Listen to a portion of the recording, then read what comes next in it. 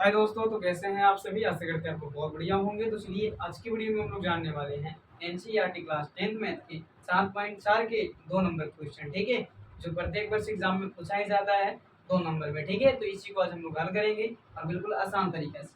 अब लास्ट तक मेरे वीडियो में बनिएगा, जिससे कि आपको हम हर एक टॉपिक बढ़िया से सिखा सके। और ये क्वेश्चन ऐसा होता ही नहीं है, चाहे तो ऑब्जेक्टिव में आएगा चाहे तो सब्जेक्टिव में आएगा, लेकिन आएगा। ठीक है, बिल्कुल आता है। ठीक है ना। चलिए, तो सबसे पहले क्वेश्चन को पढ़ेंगे और ध्यान से देखिएगा और समझिएगा, आपको समझ में आ जाएगा। ठीक है, जो आपको स्क्रीन पे क्वेश्चन भी दिख रहा होगा कौन सा क्वेश्चन है। ठीक है, चलिए। तो निम्नलिखित कहता है कि निम्न प्रत्येक द्विघात समीकरण में k का ऐसा मान ज्ञात कीजिए जिसके लिए उनके दो बराबर मूल होंगे। दो बराबर मूल होंगे मतलब आप समझे होंगे क्या कह रहा है। मूल क्या होगा, दोनों बराबर होगा। तो मूल दो को बराबर कब होता है, आपको हम समझाए होंगे कि जब d के बराबर में 0 होता है। जब d का मान अगर 0 के बराबर आ जाता है तो उसका मूल क्या होता है, दोनों सेम होता है। माने कि एक वाया 2 हो तो दूसरा भी 2 ही रहेगा। समझ में आ रहा है ना ये चीज। जब d का मान समान आएगा, d का मान जब 0 आ जाएगा तब समझिएगा कि आपका जो है मूल क्या हो जाएगा, समान निकलेगा। समझ रहे हैं। चलिए, यानी कि जो मूल निकलेगा x बराबर 2 ही निकलेगा दोनों, या फिर 4 ही, या फिर -2 या कुछ भी, मतलब समान होना चाहिए। ठीक है, चलिए, तो इसी को हम लोग सोल्व करने वाले हैं आज। और ध्यान से देखिएगा और समझिएगा, आपको समझ में आ जाएगा। तो सबसे पहले इसमें डी का फॉर्मूला में क्या क्या होता है ये देख लेंगे हम लोग, है ना। तो सबसे पहले क्या होगा, डी के बराबर फॉर्मूला लिख लेते हैं। फॉर्मूला होता है बी स्क्वायर माइनस 4ac होता है, यही ना होता है। इसमें हमको चाहिए क्या क्या था, बी का मान चाहिए, ए का मान चाहिए और सी का मान चाहिए, है ना। ये सर कहाँ से निकलेगा। तो चलिए, पहला पार्ट में दिया गया है जो एक्स स्क्वायर के गुणांक में होता है ना सर, वो ए का मान होता है। और जो x के गुणांक में होता है वो b का मान होता है, यानी कि b बराबर सिर्फ k है। ठीक है, k क्या x के अलावा क्या है, k है, तो k दे देंगे b बराबर। अच्छा, कॉमा c का जो मान होता है जो अकेला होता है। ठीक है, c का मान जो अकेला रहेगा वही होता है। बात समझ में आई आपको। ठीक है, चलिए, तो ए बी सी का जब मान निकल गया, बैठाने में क्या जा रहा है। और शर्त क्या कहता है कि मूल समान कब होंगे, जब d का मान क्या आ जाएगा, 0 के बराबर हो जाएगा। डी बराबर 0 होगा तो मूल क्या होता है, समान होता है कि नहीं। चलिए, तो मूल समान यानी डी का फॉर्मूला लिखेंगे यहाँ पर।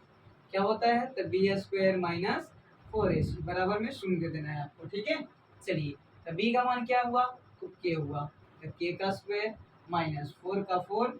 ए का मान क्या है सर, तो ए का मान 2 है। क्या है, 2। और सी का मान क्या है, 3 है।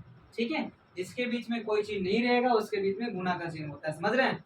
चलिए, उसके बाद में k का वर्ग और बराबर में 0 छोड़ना नहीं है आपको। ठीक है, k का वर्ग क्या होता है, तो k स्क्वायर हो जाएगा माइनस 4 गुना 8 हटती है, क्या हो जाएगा 24 और बराबर 0। ठीक है ना, समझ में आ रहा है। आइए, उसके बाद में निकालेंगे k स्क्वायर बराबर, तो प्लस 24 उधर जाके हो जाएगा, तो प्लस को दे या ना दो एक ही बात है ना।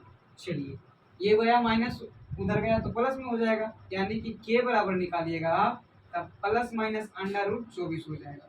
ठीक है, और 24 को खंड करके आपको आंसर लाना है। समझ रहे हैं। चलिए आगे क्या ठीक आंसर, तो 24 को आप खंड कीजिएगा तो 2 12 बार में, 2 से 6 बार में, 2 से 3 बार में, यानी कि 2 आपको क्या को मिला, 2 2 3 को मिला। लेकिन वर्गमूल का नियम होता है 2 को मिलेगा एक ही बाहर निकलेगा। इसको यहाँ पर हम ऐसे लिखेंगे के अंडर रूट 2 गुना 2 गुना 2 गुना 3, इस तरीके से, है कि नहीं।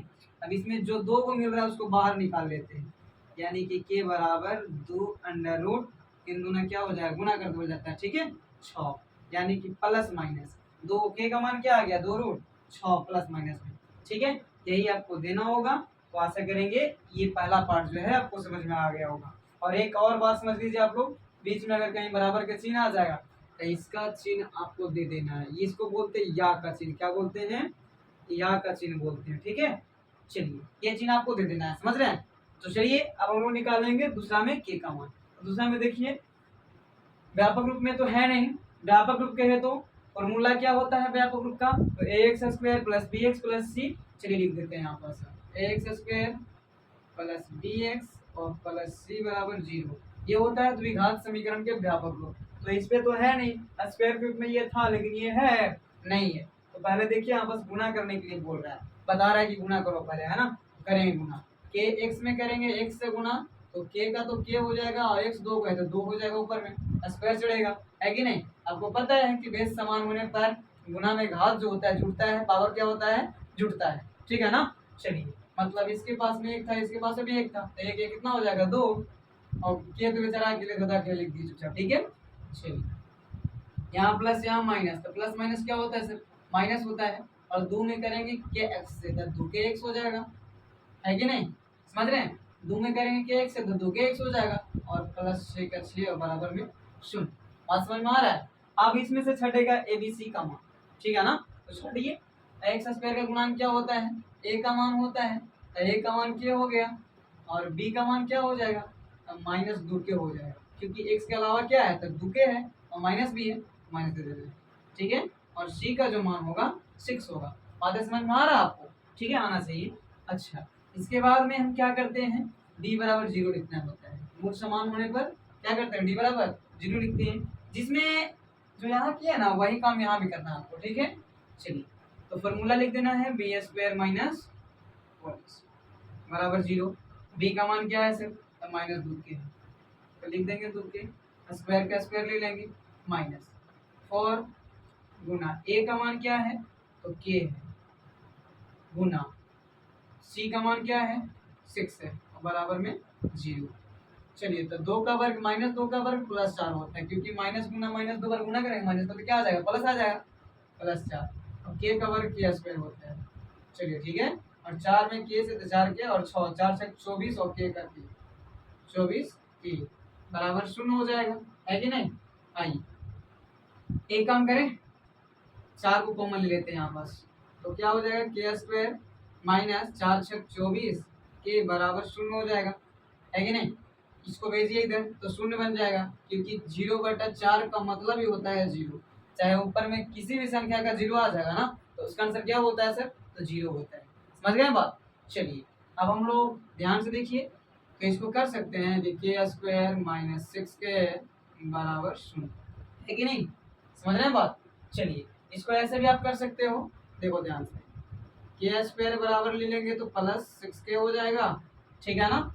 चलिए तो एक काम ये भी हो सकता है, के स्क्वायर बट्टा में के को ला सकते हैं, बराबर में 6 रह गया, ये जो यहाँ पास गुना में के है इसको इधर लाएंगे, ठीक है ना। चलिए इधर आ जाएगा, अब 2 के से ए के खत्म हो जाएगा, तो ए के बच जाएगा, यानी कि के बराबर क्या आ गया, 6 आ गया। बातें समझ में आई नहीं। यहाँ पर देखिए गुना में 6 के है, तो के जो है भागा में ले आएंगे, अरे रूल ही होता है कि बराबर को उधर गुना में रहेगा तो इधर भागा में आ गया, इधर भागा में तो गुना में जाएगा, है कि नहीं। तो चलिए के बराबर क्या आ जाएगा 6, और यहाँ पास भी या का चिन्ह आपको दे ही देना, ठीक है। तो चलिए आशा करेंगे ये वीडियो आपको समझ में आ गया होगा बहुत बढ़िया से। तो मेरे चैनल को सब्सक्राइब कीजिएगा, लाइक कीजिएगा और शेयर कीजिएगा, ताकि हम इसी प्रकार की वीडियो आप लोगों को हमेशा लाते रहें। Thank you.